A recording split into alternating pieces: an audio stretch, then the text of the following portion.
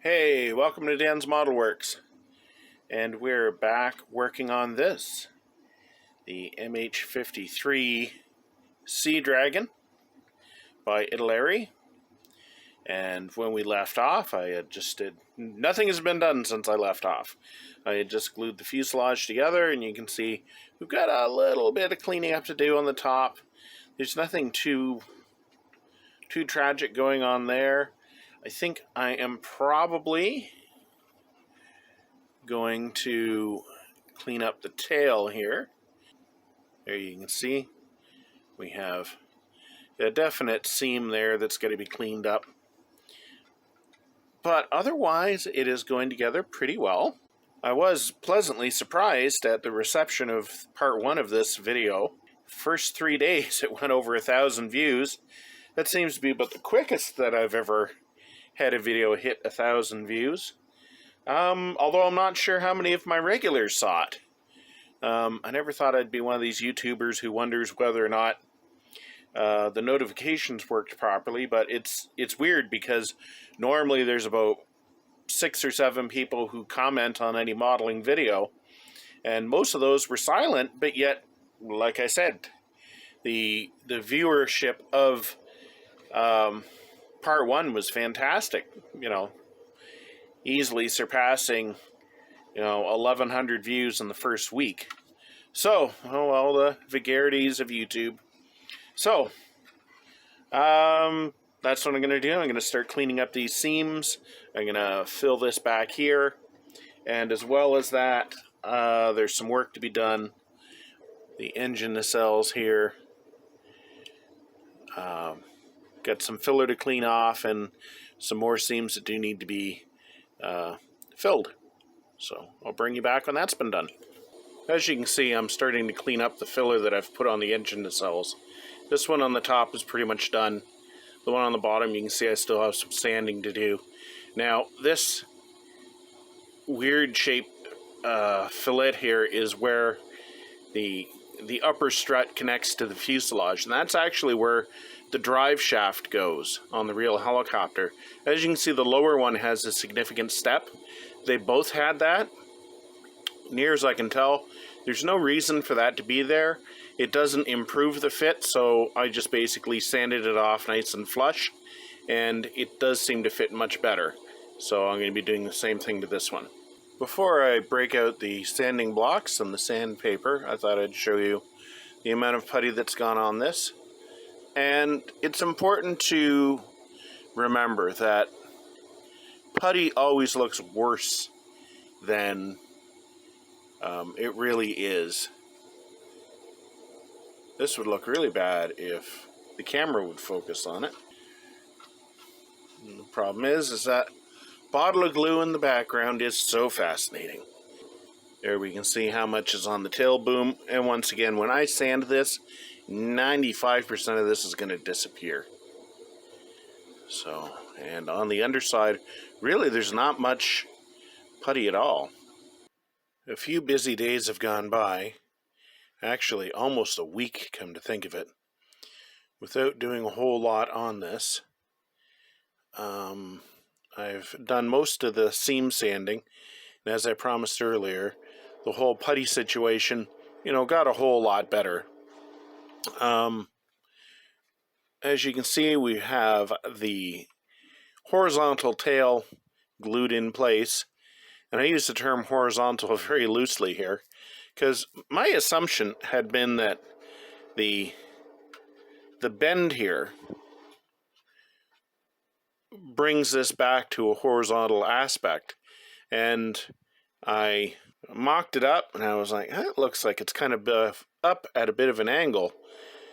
And I glued it together, and yeah, that is going up at a bit of an angle. And then I went online, and what we do without, the resources online, and I found a couple of good pictures of these helicopters sitting on the ground, thud, fairly level and everything. And near as I can tell, that horizontal part there does have a slight up angle to it. I don't know how many degrees, but it definitely seems to be going up. And I looked at some pictures of earlier versions of the CH-53, not of the E, but the straight tail variant.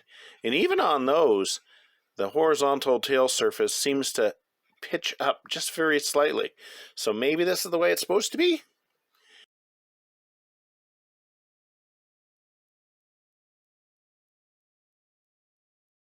So, you know what? I'm just going to trust Italeri on this. One thing that I am a little concerned about is this vent. So I try to put it in. There, that vent right there. The fit on this piece is not brilliant. I'm going to try to make that sit a little bit better. You can see there, it just doesn't seem real happy with being in that spot. So, going to see what I can do about that. I am cheating a little bit here because I've given it a little bit of neutral gray just to make sure that it has turned out the way I want it to. But you can see, compared to when I just kind of had it slotted in place, this is way, way, way better. Now, it's possible that there should be a panel line around it, but gosh, this was such a horrible fit that I think this is much better. And it only really took one application of Tamiya putty, maybe 10 minutes of sanding, and yeah, I'm happy with that. And the engines are on. Now, if you look at the, well, it's on the right-hand side of the screen, but it's the left-hand engine. That's it, drop it. This engine here, you'll notice that at the end of this pylon, and it's actually it is a support strut, but it's actually where the drive shaft going up to the gearbox goes up. Notice on one side, it's just the kit part. On this side, there's a little strip of plastic has been added there. And the reason that's there is this engine wanted to occupy some of the space where this air intake was. And yet this air intake, you really couldn't put it at any other angle there that it is right there. So I don't know if anyone else had this happen, but yeah, they just were not going to occupy the same space. So, by putting a small strip of plastic in here, it got rid of a fairly large fit issue. Now, as I glued this in, and of course the only thing that indicates where they should be glued on, really, camera? If we look at it like this, the only thing that indicates exactly where these should be glued on is those little little fillets up here. So if you're building this kit, I would suggest you glue the engines on within a couple minutes of each other, and plop this down on your workbench and measure the height of the air intakes on both sides and compare to make sure you've got it right. Because you could have one maybe about, not a quarter of an inch, but probably an eighth of an inch higher than the other. Unless you kind of measure from side to side and tweak things. I know that in my review I said, oh, it's an Italeri helicopter kit, and they have a history of really, really good assembly and things fitting properly. This has not been one of their stronger efforts. Everything is kind of vague the way it glues on. So, there you go. Anyway, the engine nacelles are on. It's time to put all the other little bits and pieces on fuselage-wise so I can get close to painting this. Right, so this is the second time I'm trying to film this particular image. Probably about 3-4 days ago, I glued the transparency on the nose, and the fit was excellent. Not really a case where you've got clips or anything like that, but it did line up really, really good. So I applied glue, and I mushed it in place. Then I applied a little bit more glue around the edges, you know, so capillary action could take it in, and checked it once again. And then this is the sort of thing, you glue it and you walk away from it and you relax and you do something else because you don't want to disturb it. Now, I don't know if it was mice or if it was somebody's put a curse on me or something. But, and I didn't notice it until I'd been working on it for, you know, on and off today. But the whole canopy was about a 0.5 millimeter shoved off to this side over here. Grr! I know a 0.5 millimeter doesn't seem like much. I mean, shoot, if you're dealing with, like, I don't know, horseshoes or hand grenades, a 0.5 millimeter is going to make a difference. But for a model, yeah. So I had to apply glue. I had to struggle to pull it away a bit, straighten it out, put the glue back on. And none of this is the fault of the kit.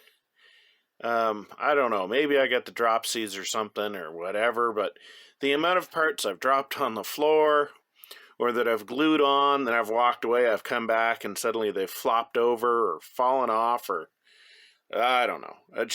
This is not the fault of the kit. So maybe some cartoon characters have come along and sucked away whatever limited modeling skills I had. I don't know, but yeah. I've had things that literally I glue them on, I leave them alone, which is what you should do. You shouldn't handle stuff with parts that are still soft. I don't know. Anyway, enough whining and complaining, but as you can see, we have some more of the details on these weird little brackets that go down. Of course, this one's white because it fell on the floor and disappeared. The other one isn't in place because it wants to take the same space as the rescue winch, which you could see if it would focus. There we go.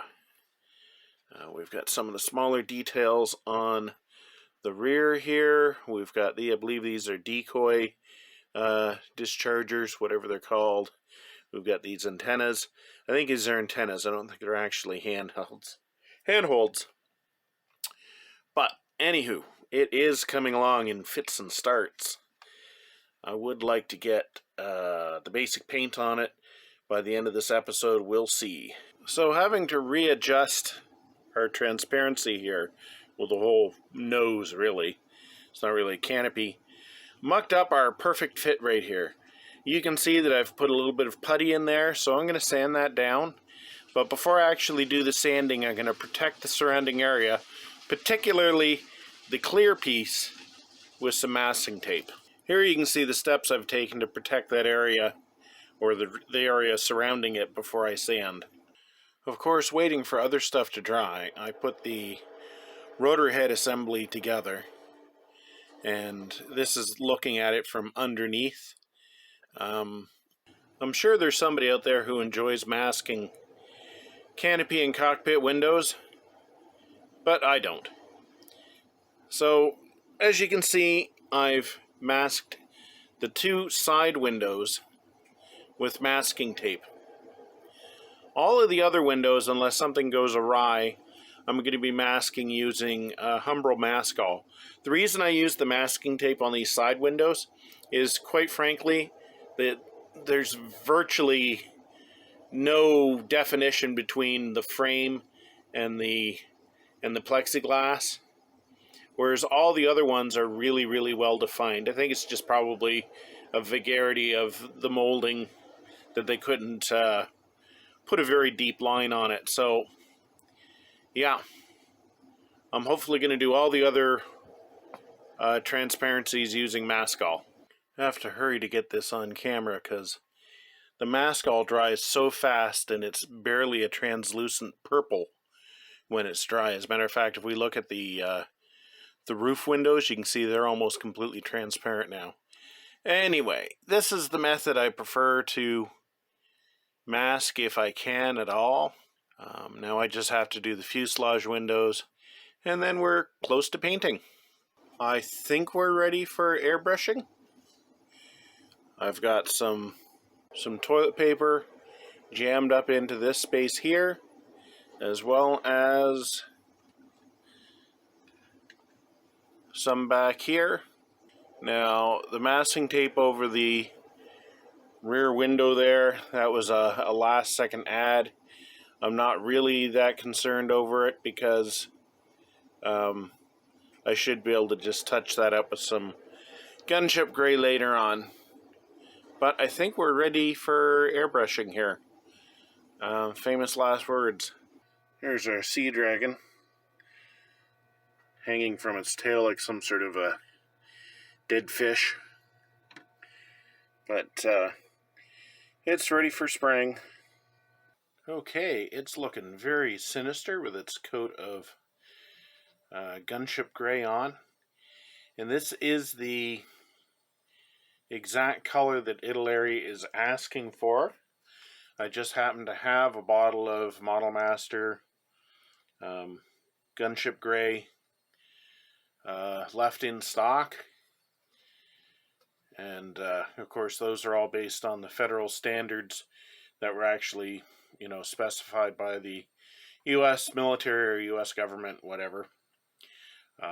So I don't think I've botched it too badly here. It went on really, really well.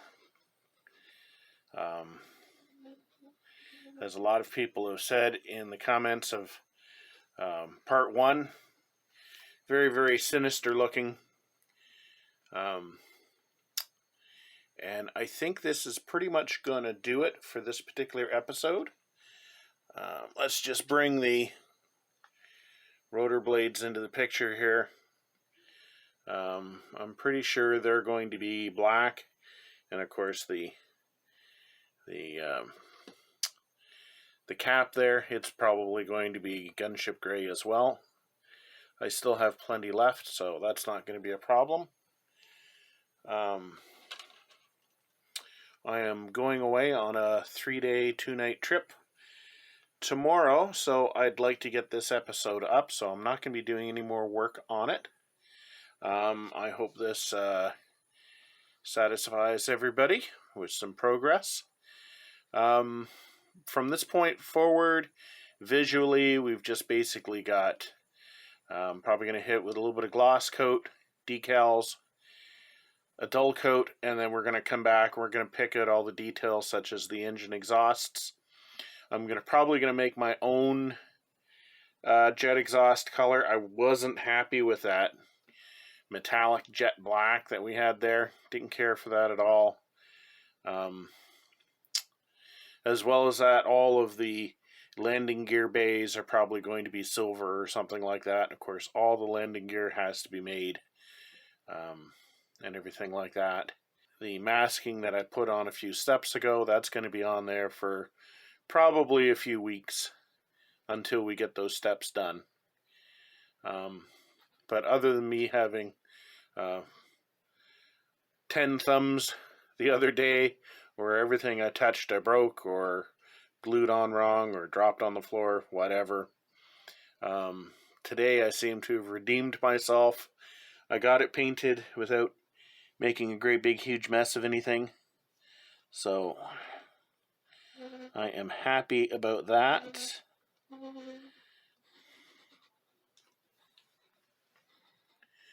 So I think it's time to take this footage up to the computer, edit it together, so I can get ready for my trip. So, thanks for watching. Until next time, just keep on modeling.